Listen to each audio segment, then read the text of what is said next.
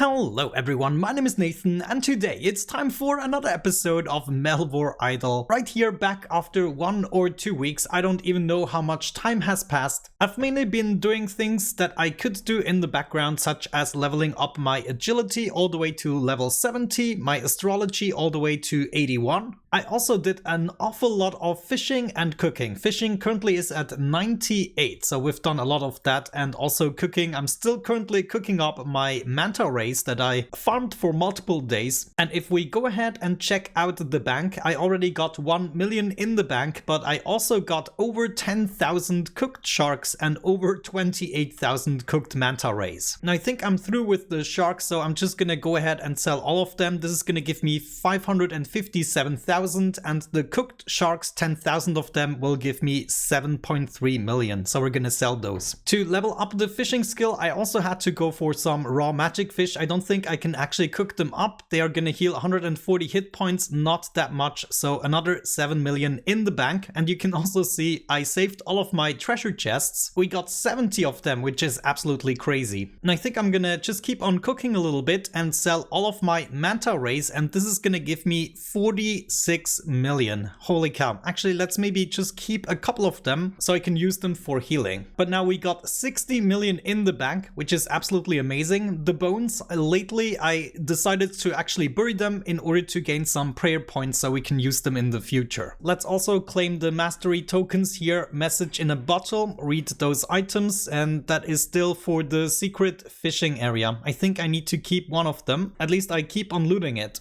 With that out of the way, let's also open up all of the chests, or at least the ones that I can before my inventory is full. Right here I got a couple of junk that I can just sell. We also got plenty of seeds and materials. We could even, actually make some progress in terms of crafting. I even got some crystals, maybe for the next tier of gear that I can wear, but for that I think I need to upgrade my combat level as well. So opening up a couple more chests and selling more junk. Naturally, I've also been taking care of my town, at least every now and then, and I believe it's time to maybe get our first trading post. No, actually I need a little bit more stone. What am I doing? No, there's the stone. I just need a tiny bit more, but I'm also gonna need more potions, so I still have to wait on that. In this case, we're just gonna build a couple of other things. Let's maybe upgrade to the next type of hut. Now we got a house in the joint. I'm also gonna upgrade my farmland here. I might go ahead and now invest a little bit into the mountains to get more stone. And we also wanted a couple more potions, so I'm gonna upgrade that a few times, and maybe also upgrade the herbalist. Get that all the way to level 2, a gatherer's lodge. At this point, I think we should just go ahead and invest most of the items that we currently have going on, except for stuff that I have loads of, like the food. We don't need more food, but we can definitely use the leather here, so I'm gonna upgrade that. And we can also use the wood, so a little bit more wood would actually be great. Yeah, I'm gonna be going after the woodcutter camp next. I've also been thieving a little bit, but it is just as tedious as the fighting without actually being able to auto-eat. So let's have a look at the upgrades. We could have auto tier 1. It's just 1 million. Tier 1 has a food efficiency of 60%. And it will heal me when I'm below 20% hit points. So we'll have to fight mobs that cannot actually take more than 20% of my hit points. But we're gonna go ahead and purchase that. And as a matter of fact, we could purchase tier 2 as well. It's just 5 million. Next up, I'm interested in one extra equipment set. This is definitely something I want to purchase. Maybe the ability to gather multiple trees in one go, just 1 million. I'm also gonna spend 1 million to upgrade my pickaxe. And yeah, let's go for the next upgrade as well. Why not? There we go. I'm actually pretty happy with that. I think for some more money, I'm gonna purchase a couple more equipment slots. Over time, they are actually pretty cheap, I gotta say, but this is gonna make it much less painful for me. There we go. I think I'm gonna bring it all the way up to 100 slots just for the sake of it. Wonderful. I'm also gonna be doing some farming, harvest all, apply weird goop, and plant the selected crops. Okay, harvest some herbs as well. Weird goop, plant everything, and harvest my trees. Those guys I'm gonna harvest by hand. Good. Now with my newfound ability of automatically eating the food, I should be capable of fighting against the bandits and then just go for a coffee and everything everything should be fine. Let's jump to the enemy here, and also let me check my equipment set. Yeah, we could go ahead and equip the leather armor as well, and we will eat at 99 hit points when we are equal or below the 30%. And this also works for thieving, which is great. Okay, I'm back. It is approximately 2 hours later, I would say, and I've just been doing one Slayer task after another. Sometimes they take longer. I took like 45 minutes for the one task to kill the wizard. As you can see, my defense is now up to 40, my attack is also at 44, and now I'm just leveling up. Well, I've actually leveled up everything that I wanted. We could now go for strength a little bit as well, but I do have the main ingredients to technically go for the next type of gear, which would be the adamant gear, probably. And yeah, as a matter of fact, I can almost make everything. So let's maybe go ahead and make one of those. I got a couple of bars, so let's see that happen. We want to switch that with our mithril sword, which hopefully is better, right? Maybe also make some gloves right there. Gonna make some boots as well, and of course a shield. Well, just one pair of boots, please. And I still need to get to level 70 and 72 to actually make the last two items. This is a little bit disappointing, I have to say. Let's put these into the correct category, and then right here we're gonna equip those guys. Now actually I could upgrade the items. I think I'm gonna do that when it comes to the shield at least once, and then we could upgrade it one more time. I think that might actually be worth it. Just do that. Yeah, wonderful. And now we're gonna equip that as well. This can go into the chunk, and then just to be sure, that is the best armor that we can make and wear at the moment. So I need a way to get my smithing up a little bit. Let's see, maybe we have some more ore that we can smelt up. Yes, indeed. Some more adamantite bars. So I'm gonna be working on that for a while. Let me see. Is this gonna level me up quickly? No, not really. Yeah, I'm just gonna make it to level 70. Just shy of level 71. That is actually a little bit disappointing. Maybe we get better results crafting something with it.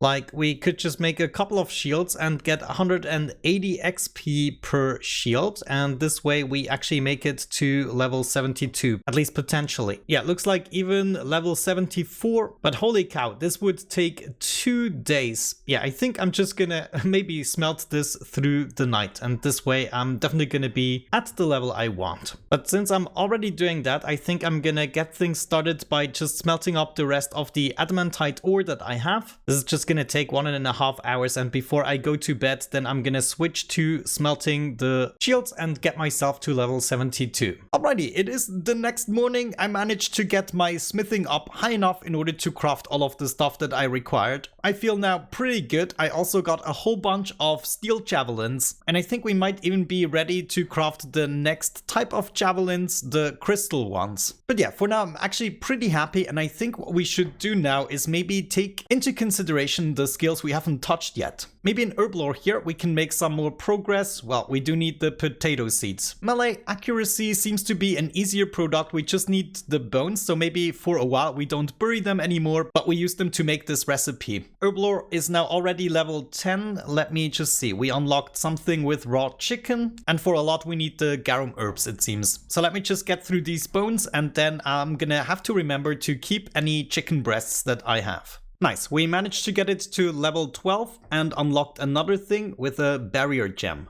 Okay, that's good enough. Maybe let's check out summoning again. We should probably build a bunch of these tablets. Yeah, let's just go with the end familiar, since that is going to be easier to buy. And I'm gonna purchase 60 of the tablets, just like that, in order to craft some of these guys. Yeah, let's just create them. This should hopefully get us all the way up to level 5, at which point we unlock the next thing, which is gonna be, come on, the Oculist. I got another mod installed, the quick buy shards. This actually allows me to buy them in sets. For instance, if I want to craft it 10 times, it's gonna purchase 60 shards for me. There we go. We now unlocked the next mark. We still have to locate it through the means of other skills, but now at least we're making some progress here. Next up, I want to have a quick dive into the cartography and archaeology skills, and I think we have to get started with cartography in order to discover some stuff. Like this question mark here, there might be something reasonable to discover. So we're gonna go ahead and start surveying this, and doing this 24 times shall reveal the tile. And I think the question mark just symbolizes a point of interest. So it's probably wise to check in that direction. There's also an exclamation mark for the dig sites, which I think are important for archaeology, but we shall see. Let's first go ahead and finish the survey. That's 23 and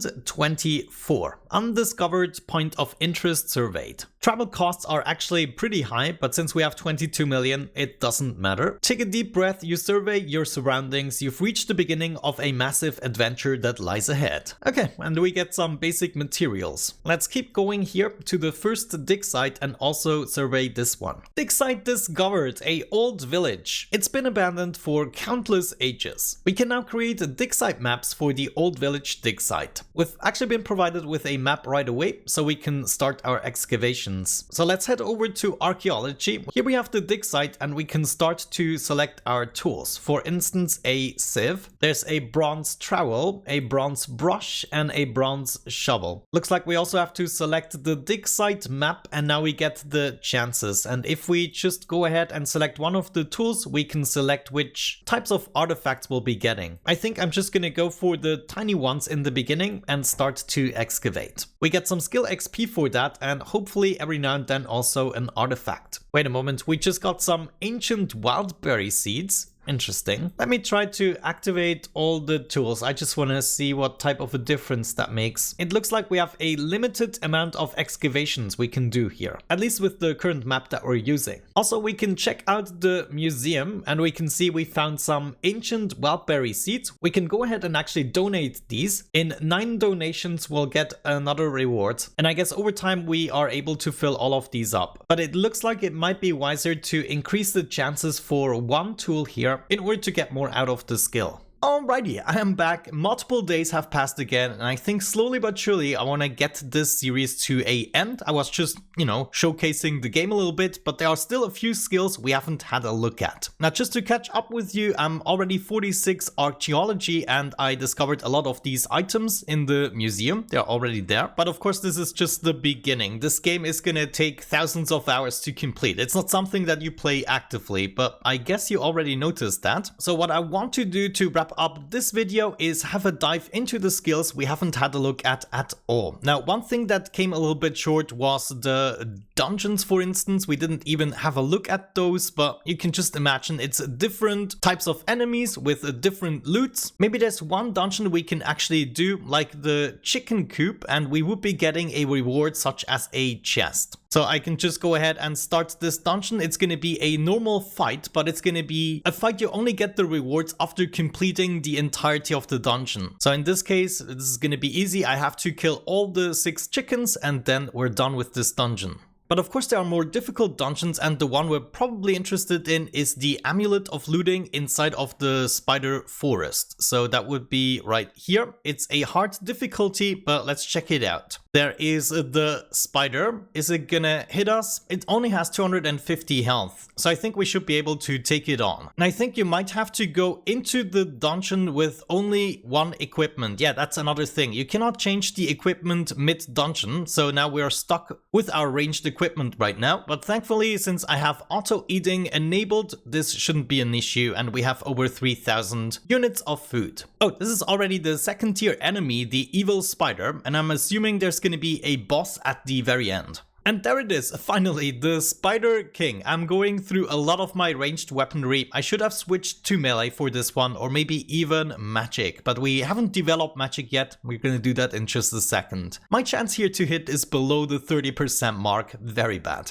Come on, just a little bit to go. Yes, we did it. Now, hold the phone. Did I get anything? We did get the spider chest. Let's open it up, and we found the Amulet of Range. So unfortunately not the Amulet of Looting, but this would be how we get it. And therefore, as of this point, we can truly leave the computer when fighting, because we will also be looting everything. By the way, now I want to have a dive into magic. In alt magic, there are a few things here that we can do with runes. Now, the runes are actually mined in begin here, the mining. I already did some of it, so we have almost 5,000 runes. And so what we can do is get started with just learning here, and we are gonna cast that. We need to select an item. So we could learn with something we have loads of, for instance, the ore here, adamantite ore. And we're also gonna be needing lots of nature runes and air runes. Let's go ahead into rune crafting maybe. That is the prerequisite skill, of course. So I'm gonna get started with crafting just the air runes in order to unlock a couple of these tiers. Wonderful, we just reached level 5, which means we can now craft the water runes. Next up is gonna be, let me see, what are we gonna unlock? That's not it, that's it. I look at that, some equipment of course as well, because we do want a wizard staff and robe and everything. The earth rune is gonna be unlocked at level 9 and the mist rune at level 10. So before we even get access to the nature rune, we need to level this skill up to level 40. Alright, here we go. This actually only took about an hour or so and we have reached the stage of nature runes. So that was a rather easy thing to level up, and I also noticed probably we can choose a different item, and no, it's actually the same runes that we're gonna require. You know, I figured maybe with different items we're gonna need different runes, but we could also just use the empty runes we currently have. That might not be the worst of ideas. Let's go ahead and upgrade alt magic. See what we can do with that. Here we go, we have unlocked the superheat recipe, which is gonna give me what? Create 1 bar using the required ores. Ah, that's interesting. So maybe you could skip smelting if you did it on adventure mode.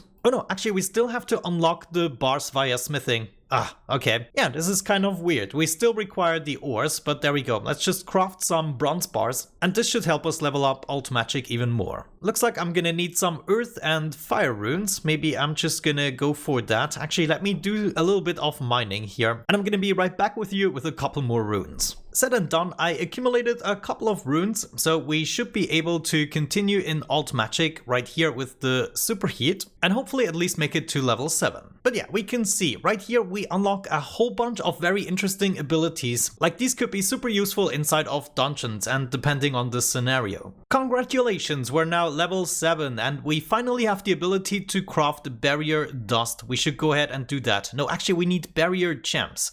We can also make barrier dust within crafting, but for that we also need barrier gems. Where do we get those from? Oh well, I guess we keep going a little bit until we reach level 10. Either way, we can then use these runes in order to do some magic. Looks like I unlocked the item alchemy at level 10, which is gonna allow us to just craft gold. Now in my case this is not necessary, but it is certainly interesting. Oh, there we go, we just unlocked the next one. And by the way, I noticed that we are also leveling up the magic skill. Of course, it's just an alternative way to upgrade the magic skill. So we don't actually have to do the combat against chickens anymore. We can just go ahead and dive right into the magic once we leveled it up sufficiently. But yeah, let's check out the bone offering. We do have loads of bones, so we go ahead and take advantage of that as well. Once we decide to do some combat, of course, we can have a look at the spell book, and right here is where we unlock all of the spells that we currently have going on, and you can also see what types of runes it requires. So you basically choose one of the spells, which is then going to be loaded into the magic book. There are even ancient magics that we can unlock, and what is that? Archaic magics. There are some curses. We even unlocked some of them. Yeah, we could blind the enemies. It's really interesting. Once it gets to more difficult combat scenarios, you're definitely going to require that. And then you also have some buffs. Now, of course, in order to launch those magics, we're going to be needing the runes. We can see all of our runes right here and what we might possibly need to continue. And then, of course, I've already talked about the prayers a little bit by burying the bones. So we get some prayer points and we can then use them in order to buff ourselves or to cast unholy prayers, which I think goes more into the attack strategy. As a standard prayer, we currently have thick skin, so we could go ahead and choose that. But of course, as long as we have it chosen, it will be shown here, but it will also be using up our prayer points there. So really in the stage we're at the moment, this is not really necessary, everything here, but as soon as we get into the dungeons and start to defeat more stuff, then we also need more strategies. I might be showing that off in a couple of months, depending on whether or not I still play the game, but I'm just gonna keep going in the background. This is something I played either way, so I just wanted to show it to you. Unfortunately, there's not much of a difference between the attacks except for the strategy, so I don't see much sense in actually getting the magic skill all the way up to 40 in order to show it off to you. It's still only a progress bar, which of course is a huge downside about this game. It's just progress bars basically, and it's very limited in terms of graphics. So there could be a little bit more going on in terms of pleasing the eye, but as soon as you understand that this game is not something you just sit in front of, it's one of the better idle games, I think. But yeah, I would say with that out of the way, we're gonna wrap up today's episode. Maybe in a couple of months or so, when I have much more to show you, I'm gonna do another episode. But until then, don't stay tuned. I don't guarantee anything. But with that out of the way, thank you so much for watching. I really hope you enjoyed it. Have a great time and see you in the next one. Bye bye.